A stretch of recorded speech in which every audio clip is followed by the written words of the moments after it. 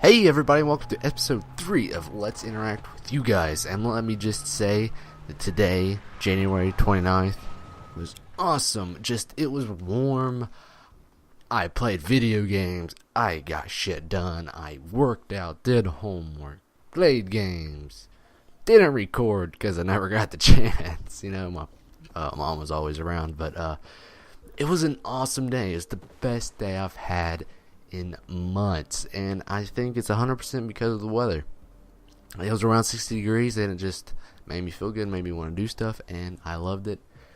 What sucks though is here in just a few days we're going to go back to like 20 degrees, which blows on every level. But anyways, enough of that. Let's get on to Let's Interact with You Guys. Today I want to ask kind of like a user feedback question, but also just a general question. And that's, what makes you subscribe to someone? To me, I go through various processes. Usually I look for a game, say it's on sale, or just I see it and it looks interesting and I want to know more about it, and I'll search for it. And a lot of times that leads me to those of whom I'm subscribed to. But, that being said, that does not mean I stay for that game. Normally I stay because of their voice and their personality. Let me see, what was I going to say? This all sounds real good in my head until I go to say it, and then it's like, bah. But anyways, for me, whenever you subscribe to someone, it's more about their voice and their personality than rather the game. You know, yeah, a lot of times the game is what takes you there, but it's the person that's behind the microphone that keeps me. And to me, a lot of that has to do with the voice. To me, there's 4 kinds of voices. You can disagree or you can agree. I don't really care. There's voice number 1. It's, the preteen, they haven't yet hit puberty, Their voice is still kind of squeaky. I'm not making fun. I'm just, it's a reality that, that's kind of a part of life. And that's what I think, one of the kind of voices. Next kind is monotone. Now, to me, though, there are 2 kind of monotone voices. There's monotone bad and monotone good. I feel I'm monotone bad. I don't know if that's true or not. It might be just my opinion. Personally, I hate my voice. I don't know if everybody's like that, but I can't stand it, which is the reason why I hate editing videos. But that's just me. And then I think there's the second kind of monotone good, which I think a good example of that would be Jeff Major or One F Jeff. In all honesty, he's very, his voice doesn't change much. It's pretty much static. But it works, it really works, and he really draws you in, and I think just his voice helps. Now, for me, the 4th kind is just, it's a great voice, It doesn't matter what they do, it sounds great. Good example of that would be Total Biscuit. Another would be David R64YT, otherwise known as X or David. But that's just me personally. You can leave your thoughts in the comments below, would you please? Because that's the reason why I'm doing this, to get you guys engaged. And that's just what I want to know. Why do you subscribe to someone? Why have you subscribed to me? I don't know. It's something I've always kind of been wanting. Why, whenever you press that subscribe button, why do you do it? Let me know. Let's see, is there anything else I want to talk about? I guess, alright, there's something I kind of want to talk about. Well, first off, how would you guys feel about like a mini LP of Cities XL 2012? Let's see, long story short, someone on Twitter was posting screenshots of their game, and I was like, oh my god, I gotta play this. And I did, and it was great, and I'm thinking about doing one, although I'm not sure. Just leave your thoughts. I mean, it's my ultimate decision, but you can let me know. Next thing is Crysis 3 multiplayer beta. It was released, and here's my thoughts on it. Nothing special. I feel that they're trying to become COD too much, and here's my honest opinion. EA took Crysis 1. Okay, they took the game, and they saw the success that Call of Duty was having with its multiplayer, and basically the head honchos at EA went, alright, scrap, story based. You can have the story, but you gotta make sure the focus is on multiplayer. I really think that is what they're doing. Because anymore, for a game, you don't just get a demo of, say, a mission or something. No. You get a multiplayer beta. That's it.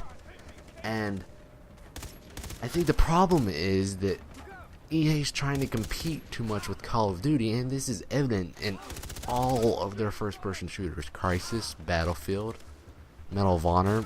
There's probably another one in there. And shoot, even other games. I think even Far Cry 3 could be in there, because whenever it was, being showcased at events, a lot of what you saw was multiplayer, and that really drove me away at the game at first. I was like, oh no, this is a multiplayer-focused game, but in reality, it's not.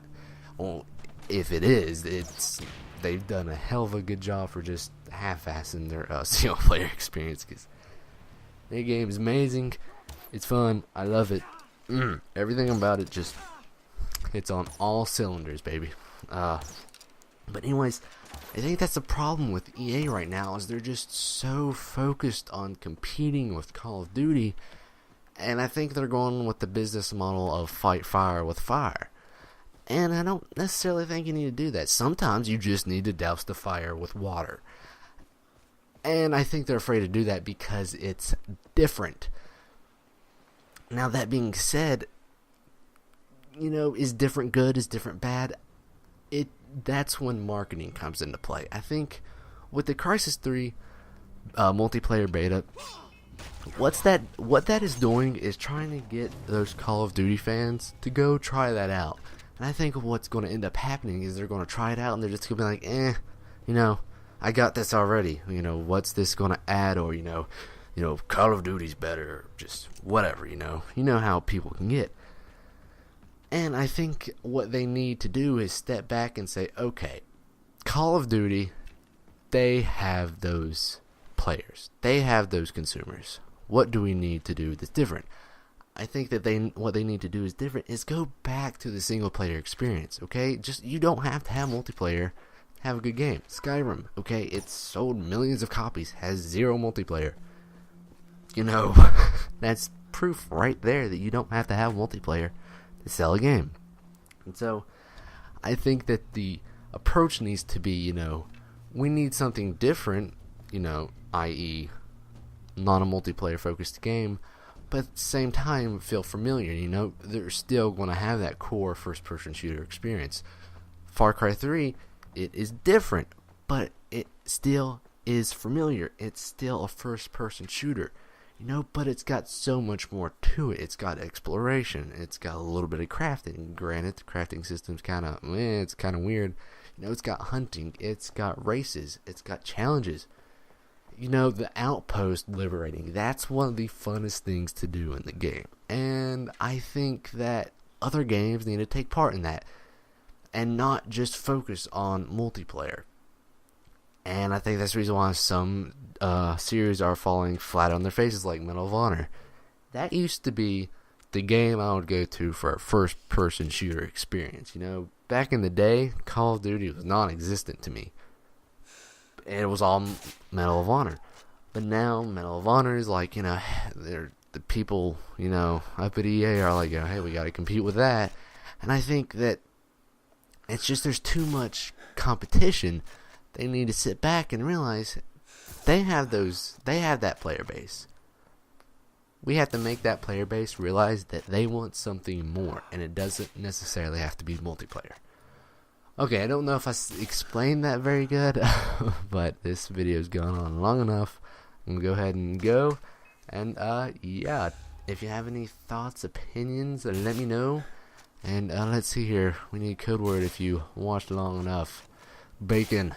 Tell me why you do or do not like bacon. I'll see you later, guys.